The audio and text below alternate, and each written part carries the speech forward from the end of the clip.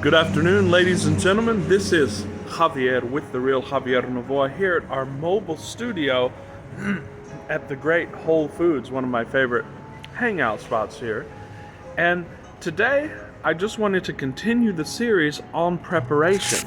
And this is the third plank in that series, and it's going to be talking about physical preparation. And when I mean physical, I mean preparing with actual physical things that can benefit you during the uncertain times that are coming.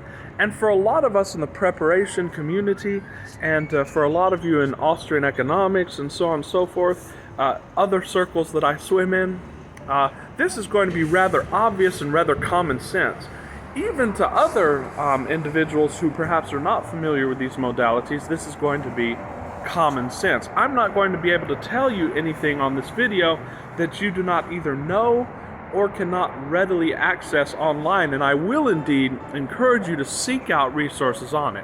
What I'm here to do, especially in this segment, is to light a fire metaphorically under you so that you will practice these principles, because these principles are very simple, they are very obvious, they're self-explanatory, but only 0.001% of the population puts them into practice. And the question is why? Because it's hard to change our habits, and because what's coming down the pipeline is not necessarily obvious yet. And I'm going to go into many authors, or a few authors who talk about this. Among the best of these is Mr. Joel Skousen. And Joel Skousen is a strategist and a consultant and an analyst who studies these issues. And he especially studies the issues of safe places and food storage and preparation and so on and so forth. I would recommend that you explore his website, and he is a guest on many shows and talk shows, and is still quite active. And what Joel Skousen talks about is that there's a very thin veneer of society. You see, with the advent of modern technology and with the advent of the reduction of transportation costs and so on and so forth due to relatively plentiful energy and technology, supply chains have become much thinner, and inventory has gone to just-in-time inventory, meaning that the philosophy of business, and indeed it is a philosophy that we teach in this channel, ladies and gentlemen, because we do teach the theory of constraints and lean. Because of the fact that transportation is now so cheap and plentiful, it makes sense to have the lowest amount of inventory that you can, because the less or the fewer financial resources that are tied up in inventory, the better your cash flow, and the more nimble you are, and the more agile you are, and the more able you are to change your business according to the circumstances, which are also changing very rapidly. However, this whole supply chain and complex of economic factors is very thin. It's all just in time. So therefore, a very small disruption in, say, the energy supply or the power or the electronic grid can take down the whole economic framework within a matter of days, if not hours. Therefore, it simply makes sense that you take some steps to prepare for this, at least for a few days. So we are going to be discussing that in this video, and of course my last two videos are even more important links in that chain, because when you, especially on the spiritual level, when you are spiritually prepared, and you can watch my video on spiritual preparation, all of these other preparations fall into place. But as we know, and as we discussed on our video on paradox on this channel a few weeks ago, when you do take action on the physical, and you take action that you know you should take, that strengthens you on the upper levels of that scale of being. And you can watch my video on scale of being. So all of these factors feed into one another, and there's really not a distinction. We only make a distinction for the sake of digestion, for the sake of study, and for the sake of applying these principles on the ground. That being said, ladies and gentlemen, physical preparation is going to be a very important component, and then tomorrow we're going to discuss the final component on this block building, if you will, and that is going to be financial preparedness. So physical preparedness. I'm going to assume that you're not wealthy, because if you're wealthy, I'd recommend that you get at least 2 years of food storage. And if you have enough money, for about $2,000 to $4,000, you can buy stored food, dried food, canned food, and so on and so forth, and you can have yourself a 2-year supply. You can also look at Joel Skousen's safe places. You can figure out strategically what is the safest place, and you can have a house built there, you can have a basement made, and so on and so forth. And this is very important because there are certain places on the map.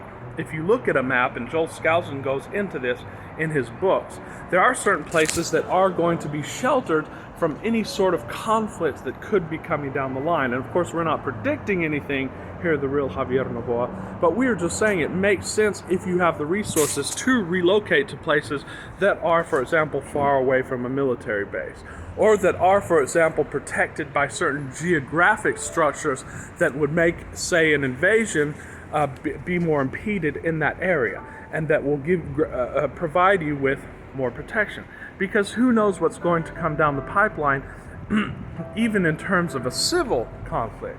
And we certainly hope not, but we want to be prepared for any eventuality. And this also makes you more emotionally comfortable, which is, ladies and gentlemen, the name of the game, because you want your emotions to be clear and high so that you can remain in state and attain massive success. I'm going to assume that the viewers of these videos are lower middle class, even individuals who have not yet begun on the path to financial success. So what we teach in this course is you need to make small steps, and you need to take steps that are smaller than you think that you can handle. And that will generate its own momentum, because a 1% improvement is, ladies and gentlemen, all you need on a consistent basis to generate massive improvement within a short period of time, say a year. If you get 1% better every day, you can do the calculation of that with compound interest. You're going to be head over heels more prepared than your peers are within a year's time. So we just recommend, first of all, that you start studying basic food storage. And if you're a bachelor, especially like I was, I didn't have enough food perhaps for one day in my house. So what you want to tell yourself is, I want to have enough food for it to last me a week. If you, let's say, don't have enough food in your house to last you a day. And do not go into debt for this. Don't spend more money than you're comfortable spending. Simply allocate a small portion of your budget to buy a little bit more food than you think you need. And you'll start getting used to food storage. You can start rotating out that food. You'll want to start eating the oldest, the first bought. You want to do like a first in, first out modality. You can start this with potato chips, ladies and gentlemen. You can start it with canned goods. You can start it with soup. But what I want you to do is start today. Even if you buy 1 jar of peanut butter, and then you tell yourself, this is my first step in food storage. What you want to do is start preparing your mind and start mentally rehearsing and physically rehearsing having this food storage, how to do it, and what to do. Then I'd recommend just slowly, like you can look at the Survival Prep blog, you can look at Survival blog, things like that, and they will tell you how to get started in food storage. Start very slow, but do something every day. Because, ladies and gentlemen, what we want to do, again, is eventually work up to having at least 6 months to 2 years of food storage. There are ways of doing this in very small spaces. There are ways of doing this in apartments. There are ways of doing this in houses. And I'm thinking I'm going to be making a series of videos just on this, on food storage and physical preparedness, so that we can know what to do. There are also ways of cleverly finding areas in your home and your apartment to make these things less obvious. Because again, one never knows what's coming down the pipeline. And what it's all about at the end of the day is security and your peace of mind. You want to make whatever preparations you can, because as the great Jeff Bezos said, when we think that we ought to be doing something but we don't do it, that in itself creates stress and resistance. And that's going to pull you down the emotional scale. And that's what this is all about That's the name of the game. Another very simple thing you can do is, ladies and gentlemen, and this is going to tie into the other videos, but as you've seen, recently there have been runs on banks and bank collapses. And even during the 2008 debacle, there were some instances in which people could not withdraw cash from the ATMs. So I want you right now to decide on a comfortable level for you and start getting cash out. You need to have a certain amount of cash on hand, and you could put this in a safe, you could keep it on you, you could hide it in a certain area, but what you want to do is you want to have as much cash as you're comfortable with. I'd start with $1,000, or if you can't do that, start with $100. But you do want to have some cash on hand, because you never know when you might have to have that cash in an emergency situation. And what the survival experts recommend is have smaller bills. Have like $20 bills. You don't want a bunch of $1 bills because that's very bulky, but you also don't want $100 bills because perhaps people won't be able to make change in some of these situations, and therefore it's going to be harder for you to procure a lot of supplies that are, let's say, under $100. So try to keep $20 bills, and you can indeed keep some $100 bills. But make sure that you have some cash on hand. This is part of physical preparation. Another thing that I went into in one of my videos is that you should start investing in physical silver. Because I don't care what the price does in the short term. Whenever fiat currencies begin to go down, physical silver usually, as a law, goes up. And whether or not it does go up, if the currency collapses, usually precious metals are reverted to. As we saw in Zimbabwe, people did begin to use gold and silver. Do not go into debt for this, and don't stretch yourself. What you can do is you can buy one silver coin, which is usually going for around $27, $28 at present time. You can buy one of those a month.